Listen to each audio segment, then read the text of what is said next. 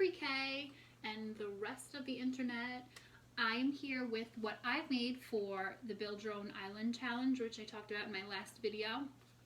I've collected some loose parts while I've been home, regular household items, bottles, cans, bottle tops. We have plastic straws. I had some Japanese miso soup today that was delicious. I have that floating in there. Some green bottle caps and some handy dandy blue electrical tape, because of course I couldn't find Scotch tape, but that's the whole point. We're using what we have at home. I know we left school rather unexpectedly.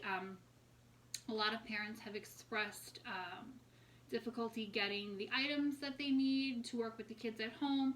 Paints are on back order on Amazon. Play-Doh. I know everyone's reluctant to go out and buy these supplies, and that's totally fine, because this is where we are resourceful and we can have fun doing these things at home. And I would like to say this took an absurd amount of time to put this together. It must have fallen over 15 times. The tape's not sticking. The straws are falling apart. They're getting wet. They're bending. But that's the whole point of loose parts play. It sharpens your problem-solving skills, your critical thinking skills, and it takes time. And that's the best part. I know a lot of times at home, or even a lot of times in the classroom, we'll have a project, scribble, scribble, done, I'm done, and they want to run on to the next thing. But this takes time, and right now we have all the time in the world to spend together. And I'm home alone, and it was actually pretty fun doing this, I have to admit. So I hope the kids enjoy it. We love to see pictures of what you're doing. Please continue to send emails, photos, videos. If you know how to time lapse, great, because I do not. I still have an AOL email account, and that really shows my age. If my daughter was home, she could show me how to time lapse next time, because it's a really interesting process, especially to watch the children when their projects aren't going exactly how they planned, what resources they use to solve their problems, whether it's glue, tape, child scissors. So at home, we're using a lot of these things. Of course, we know that even child safety scissors, they do cut, so just be careful. But I just want to talk about my little island here. So the challenge was build your own island, and in the last video, I showed this picture. I'm sorry, there's a little glare. Can we see?